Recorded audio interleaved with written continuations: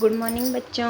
आज का हमारा टॉपिक है ग्रेविटेशन और ये जो चैप्टर है मोस्ट इम्पोर्टेंट चैप्टर है। तो लेट अस स्टार्ट। सबसे पहले हम बात करते हैं कि जो आचार्य भास्कर थे, जिन्हें आचार्य द ग्रेट इंडियन एस्ट्रोनॉमर जो थे, ही stated in his book Siddhanta शिरोमणि। कौन सी बुक थी उनकी? सिद्धांत शिरोमणि। अपनी इस बुक के अंदर उन्होंने बताया था, क्या बताया था कि जो हाइट होती है, जो हाइट है, that the height of atmosphere, कि जो एटमॉस्फेयर की हाइट है, कहाँ से? ऑन द अर्थ के ऊपर।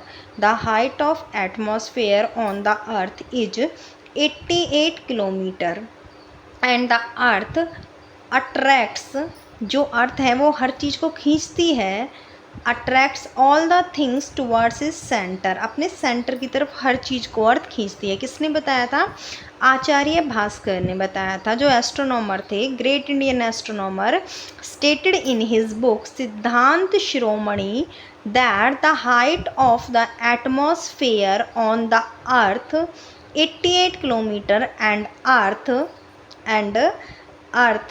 attracts any object towards its center. Any two object in this universe, कि इस यूनिवर्स में जो भी दो ऑब्जेक्ट होते हैं, अट्रैक्ट ईच अदर, वो एक दूसरे को अपनी तरफ खींचते हैं। ये भी उन्होंने अपनी सिद्धांत शिरोमणि बुक के अंदर बताया है। Any two object in this universe attract each other and this property is known as gravitation. This property is known as gravitation and force responsible for the attraction is called gravitational force. जो force इस phenomena के लिए responsible होती है उसको हम क्या कहते हैं? ग्रेविटेशनल फोर्स कहते हैं। चलो, ये तो आपके एग्जाम में नहीं पूछा जाएगा क्योंकि ये सारा क्या है, हमारा जो भारतीय प्राचीन इतिहास है उससे उठाए गए ये सारे क्या हैं, हमारे जो हैं तथ्य हैं, ठीक है, फैक्ट हैं। अब हम पढ़ेंगे न्यूटन्स के बारे में और हमारे क्वेश्चंस भी पूछे जाएंगे किससे? न्यूटन से। तो हम स्टार्ट करते हैं। सबसे पहले हम स्टार्ट करते हैं केपलर्स लॉ, और इनको क्या कहा जाता है? Kepler's law of planetary motion, PLANETARY, planetary motion, Kepler's law of planetary motion के नाम से इसको जाना जाता है। Out of 3 empirical laws which govern the motion of planets, की जो तीनों हमारे लॉ हैं ना, जो प्लेनेट्स के मोशन को गवर्न करते हैं, इन तीनों लॉज को हम किस नाम से जानते हैं? केपलर लॉ के नाम से, Kepler law of planetary motion के। जितने भी जो हमारे तीनों लॉज हैं जो हमारे प्लेनेटरी मोशन को गवर्न करते हैं, उनको हम Kepler's law of planetary motion के नाम से जानते हैं। The laws of planets orbiting the sun they hold equally well for satellites. कहा है कि जो ये तीनों लॉज हैं ना, जो जिनके अंदर जो प्लेनेट होते हैं, ये हमारा सन है, और जो प्लेनेट हैं वो सन के चारों तरफ घूमते हैं, और ये तीनों लॉज इसको क्या करते हैं? होल्ड करते हैं। तो ये जो तीनों लॉज हैं जो किसी भी प्लेनेट्स के लिए होल्ड करते हैं, जब वो सन के चारों तरफ घूमता है, ऐसे अराउंड द सन घूमता है, और सन एज ए यहाँ पे फोकी वर्क करता है, ठीक है, and being sun at one of the focus, ठीक है। तो ये ही जो तीनों लॉज है ना, ये इक्वली होल्ड किसके लिए भी करते हैं? सैटेलाइट्स के लिए, SATES सैटेलाइट्स। तो यही तीनों लॉज जो किसी प्लेनेट के लिए होल्ड करते हैं, जब वो सन के चारों तरफ क्या है? रिवॉल्व करता है, तो यही तीनों लॉज किसी भी सैटेलाइट के लिए भी होल्ड करते हैं अच्छे से। आइदर दिस सैटेलाइट में भी नेचुरल, और ये क्या है? कोई भी क्या हो सकता है? मैसिव बॉडी हो सकता है, यानी जो हमारा आर्टिफिशियल सैटेलाइट होती हैं वो हो सकता है, या कोई नेचुरल सैटेलाइट जैसे मून वगैरह वो हो सकता है। तो इन पर भी ये तीनों लॉज क्या होते हैं, अप्लाई होते हैं। जिनके अंदर हमारा फर्स्ट लॉ क्या है, फर्स्ट लॉ को हम लॉ ऑफ ऑर्बिट कहते हैं। क्या कहते हैं, लॉ ऑफ ऑर्बिट कहते हैं। तो ये लॉ क्या कहता है कि एवरी प्लेनेट, चाहे कोई भी प्लेनेट है, every planet moves in an elliptical orbit. की जो प्लेनेट है ना, हम सोचते हैं कि गोल गोल प्लेनेट घूमता है सूरज के चारों तरफ, लेकिन ये लॉ कहता है कि जो प्लेनेट घूम रहा है ना, वो एक इलिप्टिकल पाथ में रिवॉल्व कर रहा है, ऐसे ऐसे, ठीक है। तो फर्स्ट लॉ क्या कहता है, एवरी प्लेनेट मूव कर रहा है इन एन इलिप्टिकल ऑर्बिट, एक इलिप्टिकल ऑर्बिट के अंदर, with sun being at one of the focus points. ये क्या है, जो सन है इसके अंदर एक फोकस, मतलब एक इसका ये हो गया फोकस और एक ये हो गया, ठीक है। तो सन एक फोकस पॉइंट के जैसा वर्क करता है, यानी कि यहाँ हम मान लेते हैं हमारा सन F1 फोकी पर, ठीक है। तो अब ये F1 और F2 क्या है, फोकस पॉइंट है इस फिगर के अंदर। तो अब डेफिनेशन हमें बिल्कुल से समझ आ गई कि every planet moves in an elliptical orbit with the sun being at one of the focus point, ठीक है। तो ये हो गया हमारा क्या, फर्स्ट लॉ या लॉ ऑफ ऑर्बिट, या फर्स्ट लॉ केपलर्स का फर्स्ट लॉ हो गया। सेकंड लॉ क्या कहता है, सेकंड लॉ को, फर्स्ट को हम लॉ ऑफ ऑर्बिट कहते हैं, तो सेकंड लॉ को हम क्या कहते हैं, लॉ ऑफ एरियाज। क्या कहते हैं, लॉ ऑफ एरियाज। ये क्या कहता है, देखो इसमें क्या है कि ये हमारा सन है, चलो हम इसी फिगर में देखते हैं, ये हमारा सन है और ये हमारा प्लेनेट है। ये प्लेनेट ऐसे गोल गोल घूम रहा है। मान लो किसी टाइम पे ना ये प्लेनेट यहाँ पे था, ठीक है, और किसी टाइम पे ये जो प्लेनेट है ये यहाँ से यहाँ पहुँच गया ऐसे घूमते घूमते। तो इस पोजीशन से प्लेनेट हमारा इस पोजीशन पे पहुँच गया, ठीक है। तो कितना एरिया इसने स्विप किया सन से, तो ये है, ये एरिया स्विप कर लिया। मतलब कि पहले यहाँ था, ये लाइन क्या है, ये लाइन है जो ज्वाइन कर रही है सन को और प्लेनेट को। तो जो लाइन है जो सन और प्लेनेट को ज्वाइन करती है, तो उस लाइन ने ना ऐसे ऐसे ऐसे ऐसे चल के इतना एरिया स्विप किया है, यानी ये एरिया स्विप किया है, ठीक है। अब मान लो ये प्लेनेट यहाँ आ गया, यहाँ पे, ठीक है। अब ये प्लेनेट यहाँ से यहाँ पहुँच गया, सी से डी पर, कितने टाइम में, इतने टाइम में जितने टाइम में ये यहाँ से यहाँ गया था। मतलब कि मान लो ये टी टाइम में यहाँ से यहाँ गया था, टी टाइम में ये ए से बी तक गया था, लेकिन जब ये यहाँ आ गया तो टी टाइम में ये सी से डी तक गया है, ठीक है। सेम डिस्टेंस, यहाँ पे सेम डिस्टेंस कवर नहीं किया, ये अलग डिस्टेंस है, ए से बी तक और सी से डी तक अलग डिस्टेंस है। लेकिन फिर से वही कि जो लाइन ज्वाइन कर रही है सन को और प्लेनेट को, ये वाली लाइन है, ये वाली, और जब ये डी पर पहुँचेगी ये लाइन ऐसे चल चल के ऐसे चल चल के यहाँ पहुँचेगी डी पर। तो ये फिर से इसने इतना एरिया कवर किया। तो जो ये एरिया है ना, ये वाला एरिया और ये वाला एरिया, ये दोनों एरिया क्या होंगे, सेम होंगे। तो यहाँ पे जो ये सेकंड लॉ है ना, ये लॉ ऑफ एरियाज है। यानी कि अगर हम फिक्स टाइम की बात करें, सेम टाइम में जब ऑर्बिट घूम रहा है चारों तरफ, तो सेम टाइम में ना वो सेम एरिया को शिप्स आउट करेगा, ठीक है। तो अब इसकी डेफिनेशन देखते हैं क्या बोलती है। इसकी डेफिनेशन कहती है द लाइन, ये हो गई line, the line joining the sun and a planet, की जो सन को और प्लेनेट को जोड़ रही है। The line that joining the sun and planet sweeps out, वो बनाती है इक्वल एरियाज, मतलब बराबर एरिया, कि यहाँ भी इतना एरिया और यहाँ भी। लेकिन कब बराबर एरिया बनाती है, in equal interval of time, बराबर समय में। Sweeps the line joining sun and planet sweeps out equal area in equal interval of time, कि यहाँ भी टी टाइम है यहाँ भी टी टाइम, तो बराबर समय में यहाँ पे जितना एरिया स्विप्स आउट किया है वहाँ पे भी इतना ही किया। तो यही हमारा लॉ ऑफ एरियाज है और यही इसकी डेफिनेशन है। क्या डेफिनेशन है, the line joining the sun and a planet sweeps out equal area in equal interval of time. Let a planet moving from position A to B, मान लिया कोई प्लेनेट ए से बी पोजीशन पे गया, कितने टाइम में, T time में, and it moves from position C to D, और C से D भी कितने टाइम में गया, T टाइम में।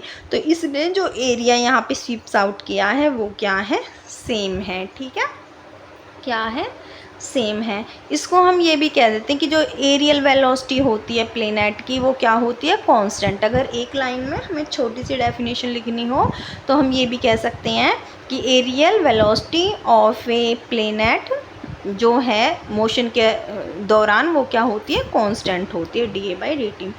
नेक्स्ट जो थर्ड होता है हमारा वो होता है हमारा क्या, law of period. Third law of Kepler's या law of period. Law of period, देखो पहले में हमने कहा था लॉ ऑफ ऑर्बिट, तो ऑर्बिट की बात की, ऑर्बिट इलिप्टिकल होते हैं। दूसरा है लॉ ऑफ एरियाज, यानी एरियल वेलोसिटी कांस्टेंट, या जो एरिया होगा सेम इंटरवल ऑफ टाइम में उस लाइन के द्वारा बनाया हुआ, जो लाइन सन और प्लेनेट को ज्वाइन कर रही है वो सेम होगा सेम इंटरवल टाइम में। अब हम लॉ ऑफ पीरियड की बात करते हैं तो हम क्या कहेंगे, पीरियड किसको कहते हैं, टाइम। पीरियड किसको कहा जाता है, जितने मतलब जो चक्कर पूरा कर रहा है कोई भी प्लेनेट, ऐसे जो पूरा एक चक्कर पूरा कर रहा है सन के चारों तरफ, तो वो क्या है, उसका टाइम पीरियड कहलाता है। ठीक है, अब यहाँ हम कुछ ना कुछ इसी से जुड़ी हुई बात कर रहे हैं, तो हम कह रहे हैं कि जो स्क्वायर होता है, क्या होता है, स्क्वायर।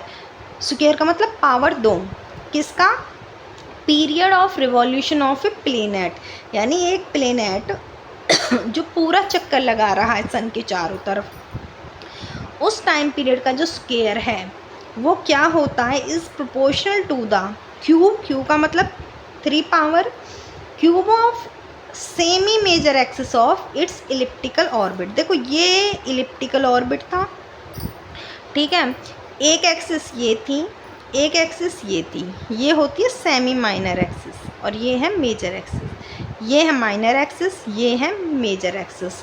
ठीक है, तो इसमें कहा हुआ है कि जो ये है सेमी, जो मेजर एक्सिस है, ठीक है, सेमी मेजर एक्सिस जो है उसके क्यूब के बराबर है क्या, स्क्वायर ऑफ टाइम पीरियड। दोबारा देखो, according to this law the square of period of revolution of a planet around the sun, कि सन के चारों तरफ जो उसका पीरियड ऑफ रिवॉल्यूशन है किसी भी प्लेनेट का, is directly proportional to the cube of, cube of क्या, किसका cube of, semi major axis of its elliptical orbit, यानी आर के क्यूब के बराबर है। तो according to Kepler's law T square किसके प्रोपोर्शन हो गया, आर क्यूब के। तो अगर मैं यहाँ से ध्यान से देखूँ तो अगर ये मान लिया कोई प्लेनेट है, ठीक है, उसके लिए टाइम पीरियड T1 है और जो ऑर्बिट है उसकी जो सेमी मेजर एक्सिस है वो R1 है, तो उसके लिए हो जाएगा T1 square proportional to R1 का क्यूब। और मान लिया कोई दूसरा प्लेनेट यहाँ पे रिवॉल्व कर रहा है, उसके लिए R की वैल्यू R2 है और टाइम पीरियड T2 है, तो हो जाएगा T2 का square is proportional to R2 का होल क्यूब हो गया। तो अगर मैं यहाँ से निकालूँ, यहाँ कोई भी कांस्टेंट के आ गया, ये आ गया T1 square is equal to K R1 का क्यूब, तो ये आ गया हमारे पास T1 स्क्वायर ओवर में R1 का क्यूब के, और ये आ गया यहाँ से हमारा T2 स्क्वायर अपॉन में R2 का cube is equal to K।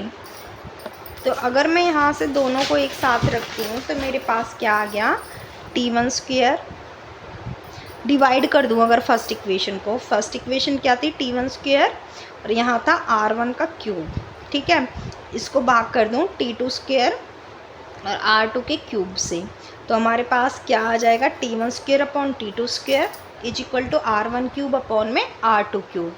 तो ये हमारा क्या आ गया, ये आ गया लॉ ऑफ पीरियड, क्या आ गया, लॉ ऑफ पीरियड। अब बात आती है कि जो केपलर्स लॉज हैं वो जहाँ भी इनवर्स स्क्वायर लॉ एप्लीकेबल होते हैं वहाँ पे एप्लीकेबल हैं, यानी कि सिर्फ ये सोलर सिस्टम के लिए एप्लीकेबल नहीं है, बल्कि जो आर्टिफिशियल सैटेलाइट होती हैं, आर्टिफिशियल सैटेलाइट है, ये अर्थ है, अर्थ के चारों तरफ आर्टिफिशियल सैटेलाइट जो घूम रही हैं, और चाहे नेचुरल सैटेलाइट है मून घूम रहा है, उसके लिए भी ये क्या होते हैं, एप्लीकेबल होते हैं। क्या होते हैं, एप्लीकेबल होते हैं। उसके बाद आता है सेंटर ऑफ मास क्या होता है, क्या आता है, सेंटर ऑफ मास। और एक होता है सेंटर ऑफ ग्रेविटी, क्या होता है, क्या आता है, सेंटर ऑफ ग्रेविटी। दोनों के बीच में क्या अंतर है, तो देखिए कुछ भी नहीं है। सेंटर ऑफ मास जो होता है ना, वो एक हाइपोथेटिकल पॉइंट होता है। हाइपोथेटिकल पॉइंट यानी एक काल्पनिक कोई पॉइंट है किसी भी बॉडी के अंदर, कोई काल्पनिक पॉइंट है, ज़रूरी नहीं है अंदर हो, बाहर भी हो सकता है। जो सेंटर ऑफ मास होता है वो एक हाइपोथेटिकल पॉइंट होता है जहाँ पर इस ऑब्जेक्ट का जितना भी मास है, entire mass of object is concentrated. आई बात समझ में। Centre of mass is a hypothetical point where the entire mass of the object is concentrated. ठीक है, ये होता है हमारा सेंटर ऑफ मास। जबकि सेंटर ऑफ ग्रेविटी वो पॉइंट होता है बॉडी का, it is the point where body's total weight, जो टोटल का टोटल वेट है वो कंसंट्रेटेड होता है, कंसंट्रेटेड। आई बात समझ में। देखो सेंटर ऑफ मास वो हाइपोथेटिकल पॉइंट होता है जहाँ पे एंटायर मास कंसंट्रेटेड होता है, जबकि सेंटर ऑफ ग्रेविटी वो पॉइंट होता है जहाँ पे टोटल वेट बॉडी का कंसंट्रेटेड होता है। अब दूसरी बात कि जो हमारा सेंटर ऑफ मास होता है ना, ये वो पॉइंट होता है जहाँ पर अगर मैं फोर्स लगाऊँ ना, तो फोर्स लगाने पे क्या होता है, बॉडी के अंदर क्या होता है, मोशन होता है, बॉडी एक्सेलरेट होना स्टार्ट हो जाती है। तो अगर इस पॉइंट पे सेंटर ऑफ मास अगर कोई पॉइंट है और वहाँ पे कोई फोर्स अप्लाई की जाती है, क्या अप्लाई की जाती है, फोर्स अप्लाई की जाती है, तो जो बॉडी है ना, बॉडी के अंदर लीनियर एसलेशन पैदा हो जाएगा विदाउट एन एंगुलर एसलेशन। देखो दोबारा, सेंटर ऑफ मास वो हाइपोथेटिकल पॉइंट होता है जहाँ पे ऑब्जेक्ट का एंटायर मास कंसंट्रेटेड होता है। जब भी इस हाइपोथेटिकल पॉइंट पर कोई फोर्स अप्लाई की जाती है तो उसकी वजह से बॉडी के अंदर लीनियर एसलेशन पैदा हो जाता है विदाउट एन एंगुलर एसलेशन। ठीक है, मतलब कि वो जो बॉडी है, आप कहीं भी लगाओ इस पॉइंट पे, किसी भी डायरेक्शन में फोर्स लगाओ, तो जो बॉडी है ना वो एक सीधी डायरेक्शन में एक्सेलरेट होना स्टार्ट होगी बगैर एंगुलर वेलोसिटी के। ठीक है, एंगुलर एसलेशन के। नेक्स्ट है, ये हमने पढ़ा था कि सेंटर ऑफ ग्रेविटी क्या होती है, जहाँ पे टोटल वेट कंसंट्रेटेड होता है बॉडी का। तो ये जो पॉइंट होता है ना, सेंटर ऑफ ग्रेविटी, इसको हम बॉडी का बैलेंस पॉइंट भी कहते हैं। क्या कहते हैं, बॉडी का बैलेंस पॉइंट। तो centre of gravity balance point of the body, balance point of the body, ये बॉडी का बैलेंस पॉइंट भी कहलाता है। आगे बात समझ में। जो सेंटर ऑफ ग्रेविटी होता है, यहाँ बॉडी का सारा वेट कंसंट्रेटेड होता है और इसी को हम balance point of the body भी कहते हैं। अब दूसरी बात जो मोस्ट इम्पोर्टेंट है, जो दोनों चीज़ें हैं ना, बहुत कौन सी दोनों चीज़ें, सेंटर ऑफ मास और साथ ही सेंटर ऑफ ग्रेविटी, ये जो दोनों चीज़ें हैं, मे और may not lie inside the body, कि ये मे और मे नॉट लाई, कि या तो कर भी सकती हैं लाई या लाई ना करें कहाँ, इनसाइड द बॉडी, कि बॉडी के अंदर ये लाई कर भी सकती हैं और बॉडी के अंदर लाई नहीं भी कर सकती। ठीक है, तो ये हो गया हमारे पास क्या, सेंटर ऑफ मास और सेंटर ऑफ ग्रेविटी के बीच में क्या हमारा डिफरेंस होता है। नेक्स्ट है हमारा ग्रेविटी और ग्रेविटेशन क्या होता है। ग्रेविटी और एक है हमारा ग्रेविटेशन। ये क्या होते हैं, देखो इस यूनिवर्स के अंदर जो भी दो बॉडी होती है ना, उनका कोई मास होगा। अगर कोई बॉडी एग्जिस्ट करती है, उनका कोई मास है, तो वो बॉडी हमेशा एक दूसरे को क्या करती हैं, अपनी तरफ अट्रैक्ट करती हैं। ये इसको अट्रैक्ट करेगी, ये इसको, ठीक है, किसी ना किसी फोर्स से, किसी ना किसी फोर्स से। तो जो फोर्स ऑफ अट्रैक्शन होता है दो बॉडीज़ के अंदर इस यूनिवर्स में, उसको ही हम ग्रेविटेशन कहते हैं। क्या कहते हैं? ग्रेविटेशन कहते हैं। क्या कहते हैं? ग्रेविटेशन। और जो ये पूरा का पूरा फिनोमिना हो रहा है अट्रैक्ट करने का, ठीक है, तो इसको क्या कहते हैं? Force of gravitation. Force of gravitation, कि जिस फोर्स से बॉडी एक दूसरे को अट्रैक्ट कर रही हैं, उसको हम क्या कहते हैं? फोर्स ऑफ ग्रेविटेशन कहते हैं। अब मान लो कोई बॉडी है, अब ऑर्डर इनका अप्रोक्सीम, मतलब कि ऑर्डर तो होना चाहिए ना मास इसका m1 m2 का, तभी क्या है वो चीज़ें जो होंगी उसको ज़्यादा हम फील कर सकते हैं। अगर दोनों के जो मासेस है उनका ऑर्डर बहुत ज़्यादा डिफरेंट है, तो इस केस में ग्रेविटेशन फोर्स तो तब भी होगी, लेकिन फिर वो नेग्लिजिबल हो जाएगी, ठीक है, फिर वो क्या हो जाएगी? नेग्लिजिबल हो जाएगी।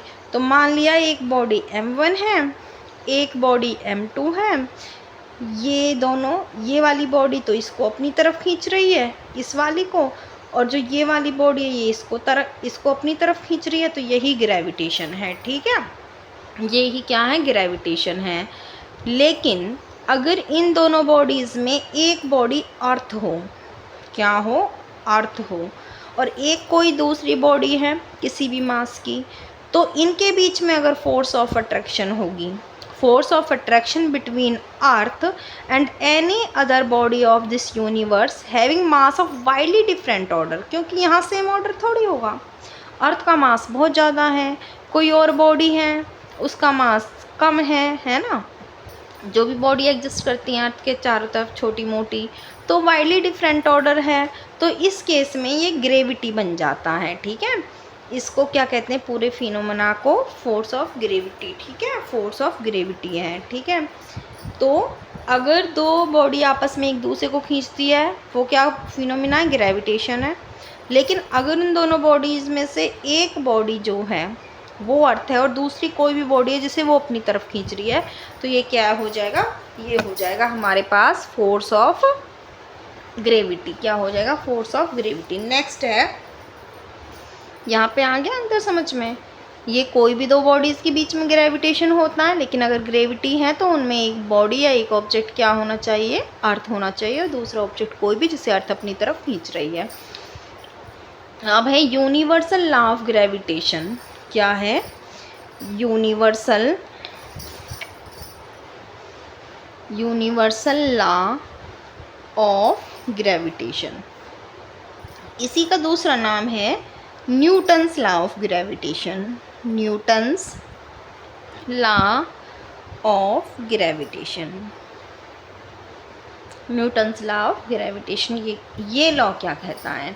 ये लॉ कहता है कि इस यूनिवर्स के अंदर each particle attracts every other particle, कि हर पार्टिकल इस यूनिवर्स के अंदर हर दूसरे पार्टिकल को अपनी तरफ क्या कर रहा है? खींच रहा है। दोबारा देखो, this law states that in this universe each particles attract every other particle.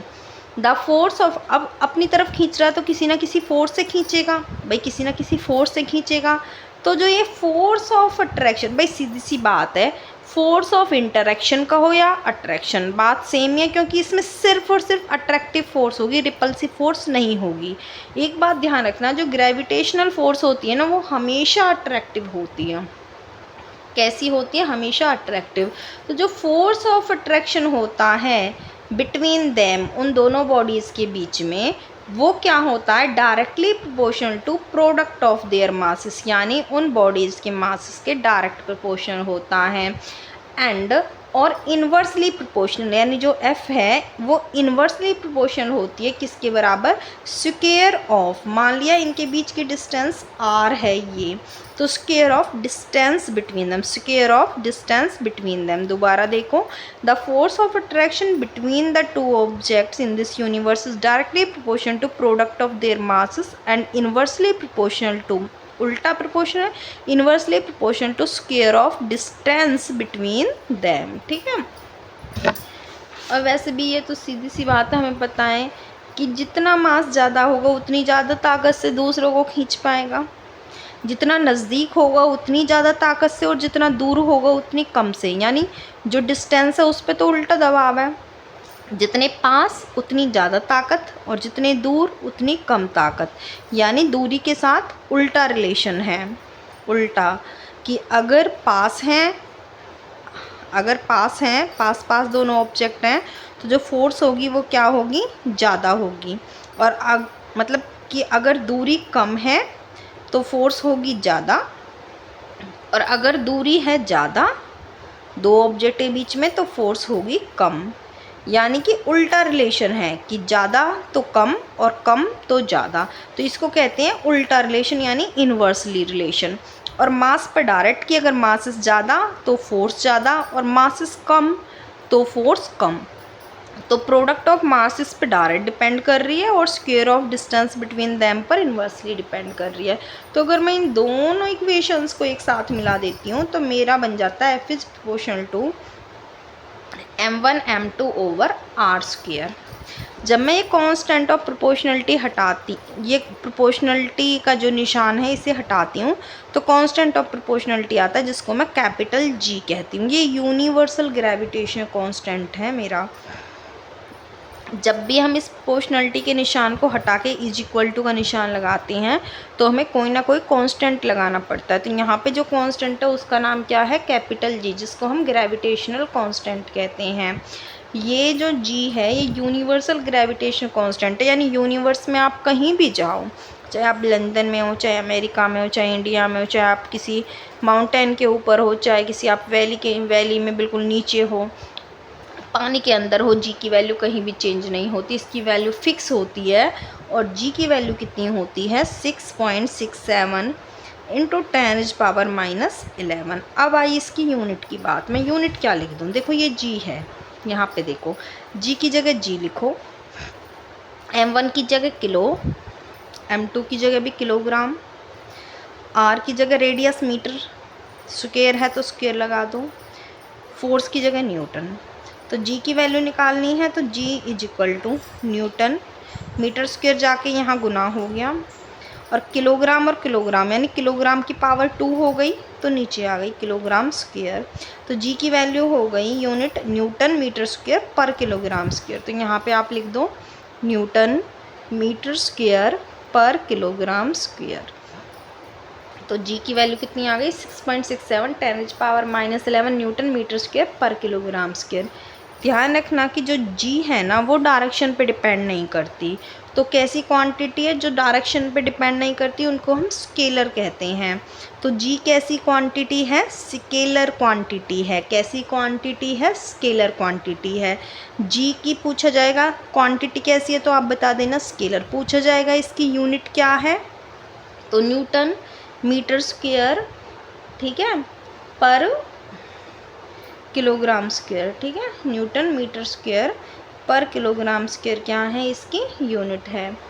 आप इसकी ना एक यूनिट और लिख सकते हो, क्योंकि यहाँ न्यूटन है ना, तो जो न्यूटन है वो अपने आप में क्या है, फोर्स की यूनिट है, यानी कि फोर्स की यूनिट क्या होती है, किलोग्राम मीटर पर सेकंड स्क्वायर, ठीक है। न्यूटन आप जानते हैं ना, फोर्स की यूनिट क्या, न्यूटन किसके बराबर होता है, किलोग्राम मीटर पर सेकंड स्क्वायर के, इनटू में मीटर स्क्वायर और बटे में किलोग्राम स्क्वायर। यहाँ पे अगर हम G की वैल्यू को सॉल्व करें तो 1 किलोग्राम से 1 किलोग्राम कट गया। अब G की वैल्यू मैं यहाँ से निकालूँ तो किलोग्राम ऊपर जाएगा तो किलोग्राम की पावर -1 आ जाएगी। अब मीटर देखो यहाँ 2 हैं, यहाँ 1 है, तो मीटर की पावर 3 बन गई, और सेकंड स्क्वायर ऊपर जाएगा तो सेकंड की पावर -2। तो जी की एक और यूनिट हो गई, क्या हो गई, किलोग्राम की पावर -1, मीटर की पावर +3 और सेकंड की पावर -2। किलोग्राम की पावर -1, मीटर की पावर 3 और सेकंड की पावर -2। और अगर हम इसकी डायमेंशनल की बात करें कि इसका डायमेंशन कितना है, डायमेंशन कितना है जी का, तो डायमेंशन ऑफ जी कितना हो गया, किलोग्राम को हमें पता है हम कैपिटल एम से रिप्रेजेंट करते हैं, तो किलोग्राम की वैल्यू -1 है, मीटर लेंथ होती हैं तो L3 हो गया, और सेकंड टाइम होता है तो T-2, और स्क्वायर ब्रैकेट के अंदर ये लिखा जाता है m की पावर -1, L की पावर 3 और T की पावर -2। तो ये सारा हमारा कॉन्सेप्ट यहाँ से हो गया क्लियर, ठीक है। तो यहाँ तक पढ़ते हैं, फिर यहाँ तक आप रिवाइज़ कीजिए, और कोई आपको इसमें प्रॉब्लम हो या कोई कॉन्सेप्ट समझ ना आए या मुझसे कहीं कोई बताने में गलती हो गई हो तो आप कमेंट बॉक्स में लिख सकते हैं। धन्यवाद।